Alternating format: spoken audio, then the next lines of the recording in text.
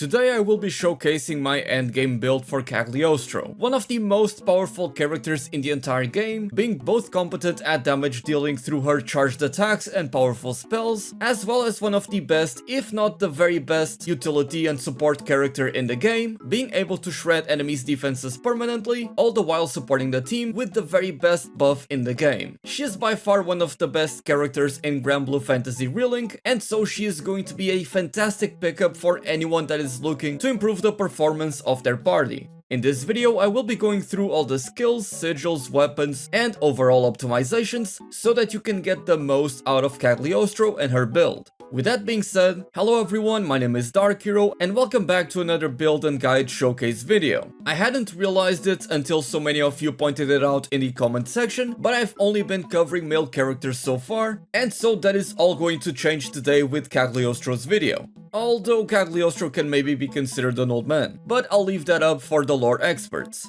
If you are enjoying my build guide videos, let me know which character I should cover next, and without any further ado, let's get into it.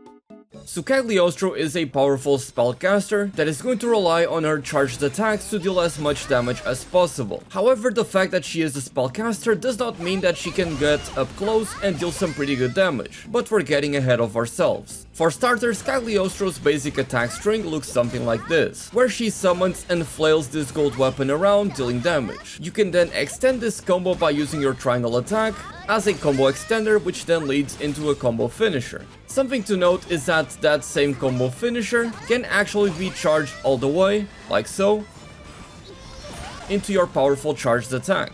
The charged attack has 3 different states, which will be indicated by the number of stars around Cagliostro, so that was 2, and now with 3, you're going to see a big improvement in your damage, like so. And whenever you do this combo, you're able to charge your charged attack much faster. Now that combo that you saw right there was actually different than this one that I showed you before, and a cool thing about Cagliostro is that she has different permutations of her combo depending on how many basic attacks you use before you start your triangle combo. And again, for the final combo finisher, you can charge it up all the way to deal as much damage as possible. So if you only use a single attack button and go into your triangle combo, you're going to put those spears down, which will knock up your enemies. Of course, that won't work against bosses. If you do it twice, you get this big AoE button, which then leads into the charged attack. If you do it 3 times, you get this big single target damaging ability, which hits multiple times, and then you can lead into the combo finisher. And then if we use our basic attack 4 times, like so, you get these big overhead axes that slam against the enemy, and then you can lead into the powerful charged attack. So again, despite Cagliostro being a spellcaster, she is actually quite competent at close range. And since she can perform so well at close range, she even gets a gap closer in the form of the skill Pain Train, which also knocks up opponents. It's a very simple skill, it really doesn't do much, but it allows you to get into your basic combo, like so, and do big damage. And of course, you can also do the big powerful charged attack very quickly following a link attack.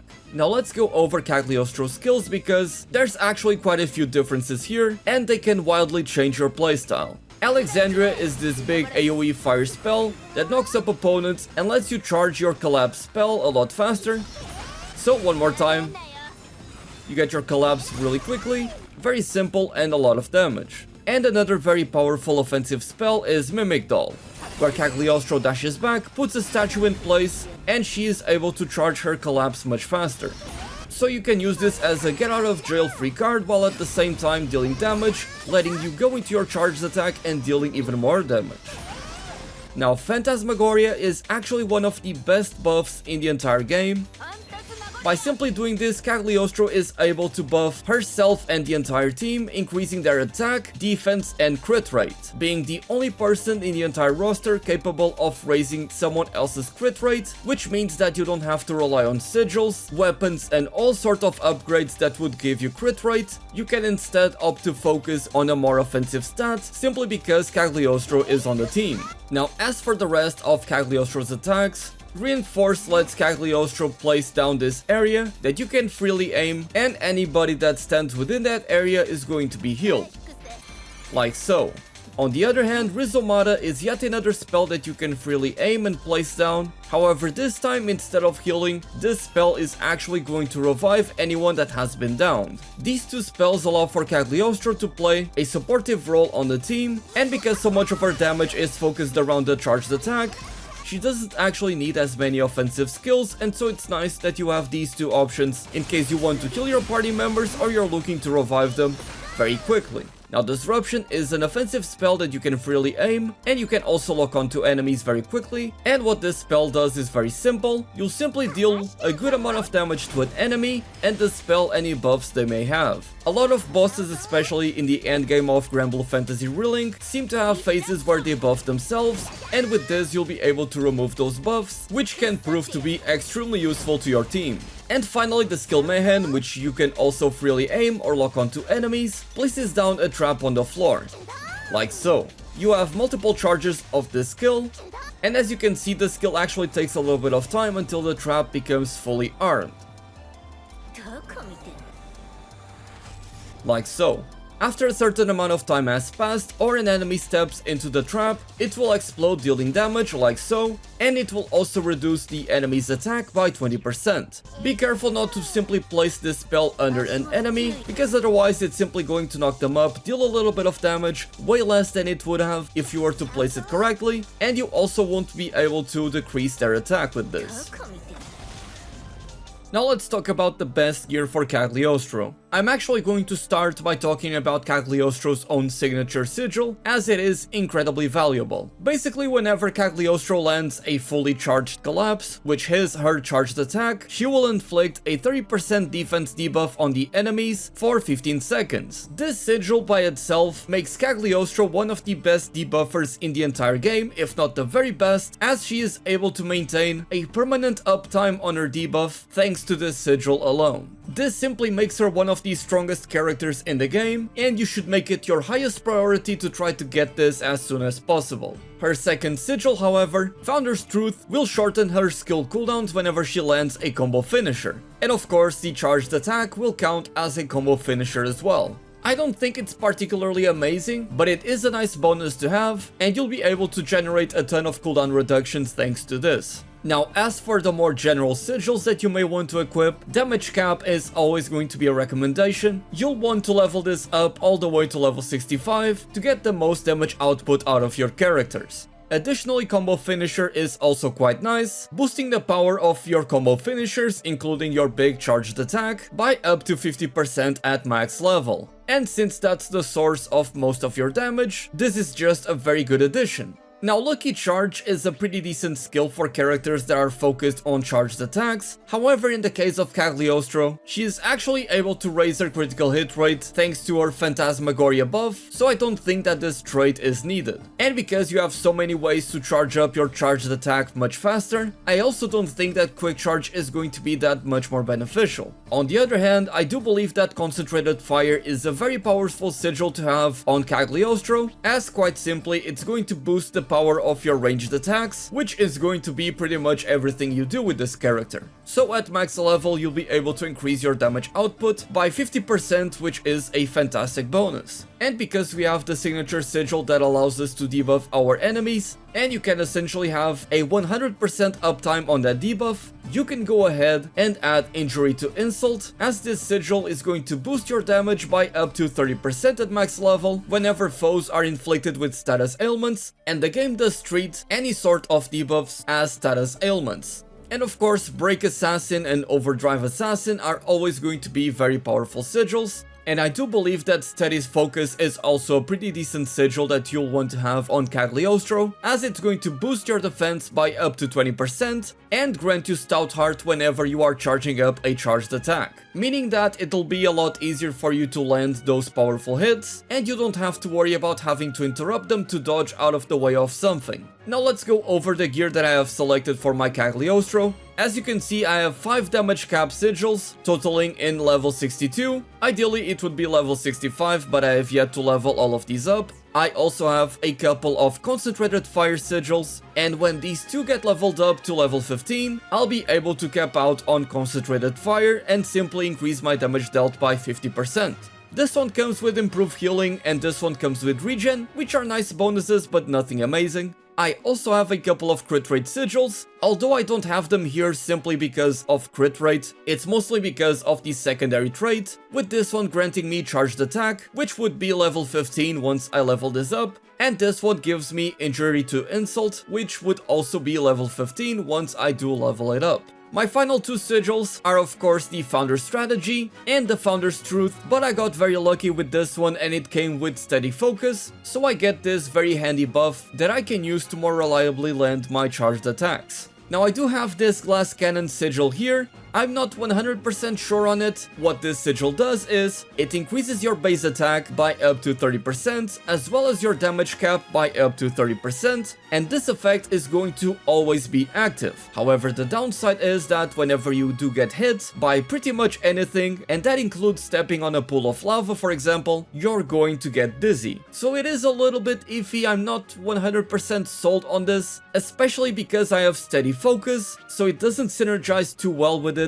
So I am likely going to be replacing it with supplementary damage. Sadly, I only have one of these sigils at level 4, but this sigil is actually quite useful. It basically grants you a chance, whenever you hit an enemy, to trigger an additional attack that will deal 25% of the original's damage. Now, Cagliostro isn't the fastest attacker in the game, not by any chance, but I do believe that this sigil is very powerful, so once you do cap out all these other stats, supplementary damage is also something that you should work towards. Then there's also the case of Crabby Resonance, the two crab related sigils, which are going to be very powerful, so if you do have those, go ahead and equip them. And of course, if you have the sigil that lets you always do super effective damage against a monster's weakness, I believe it is called Elemental Master, then go ahead and equip it instead. Now as for the weapons, my recommendations are as following. Go with the weak point damage weapon, unless you have a fully maxed out Ascension weapon. And of course, the very best one is going to be the Terminus weapon. I actually got very lucky, and upon defeating Proto Bahamut for the very first time, I actually got the Terminus weapon to drop. And of course, this one is going to be the very best one, as it comes with amazing stats, and Catastrophe is just an unbelievably powerful trait that you're going to want to have, as it's going to boost your attack power by 50% and increase your damage cap by 100% as long as your HP stays below 45,000, which as you can see is always going to be the case.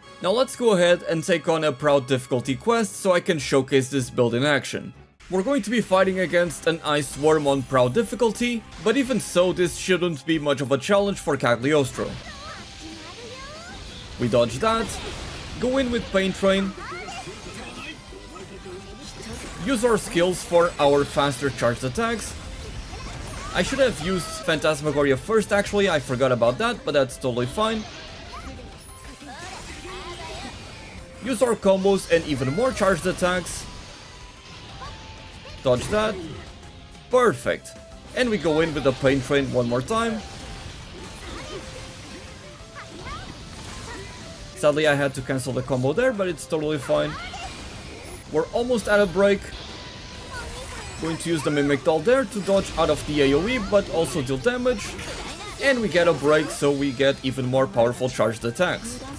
Like so. Let's do some combos. And look at that damage. And again, this monster is going to permanently have defense down unless I'm playing very badly, since that's the whole point of using that sigil on Cagliostro. Right there, sadly we get attacked during our skill, so I was not able to land a charged attack, but let's go ahead and fix that. Use Pain Train to get up close.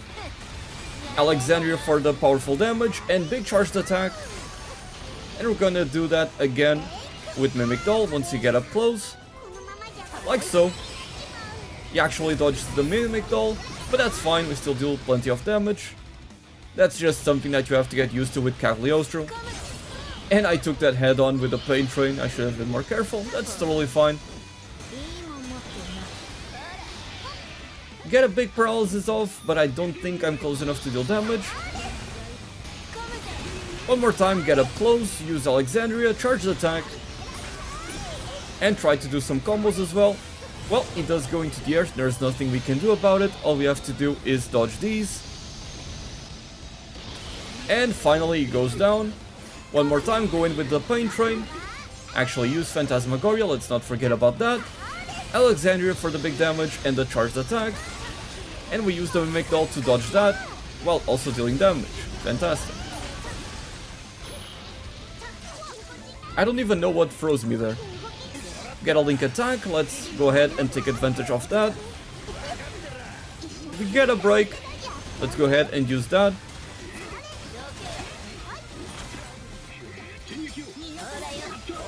And a Link attack as well.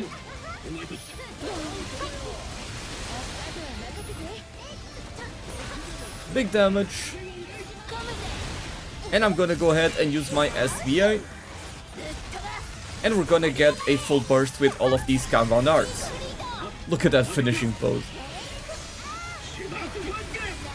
And in the meantime, I'll be doing some charged attacks to deal as much damage as possible.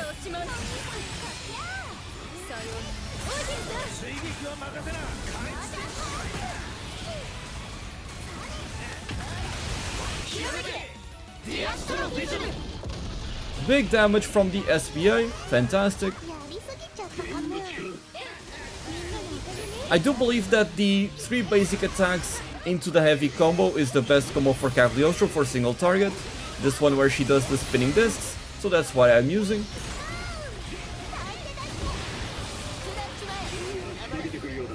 He goes into overdrive, that's totally fine, and just look at that tracking on the combo, that was crazy. I totally didn't expect that to hit. We dodged that, nice. And one more dodge at the end, fantastic. Go in with the Pain Train and use Phantasmagoria. Alexandria for the big damage and the charged attack. Come on, we're almost there for the Link time. Get up close. I didn't time the combo properly there, that's fine. Dodge that. And we do get the Link time now. Oh, Narmaya didn't respawn, actually, she was probably frozen. That's unfortunate, but that is fine. Let's see if we can get the Link time now. Awesome tracking on the Comet. I love to see the collapse always landing like that. Let's try to go around to not get frozen, but I do get him frozen. Very quickly use Pain Train, get up close, Mimic Doll and charged attack. Get a paralysis, let's go ahead and do this. And we get the SBA again, so let's go ahead and use it since he's just about to die. Nobody else is gonna be able to do it, but it's totally fine, we do get to appreciate this pose. Get a break, fantastic. And now we enter Link time, but right as he dies.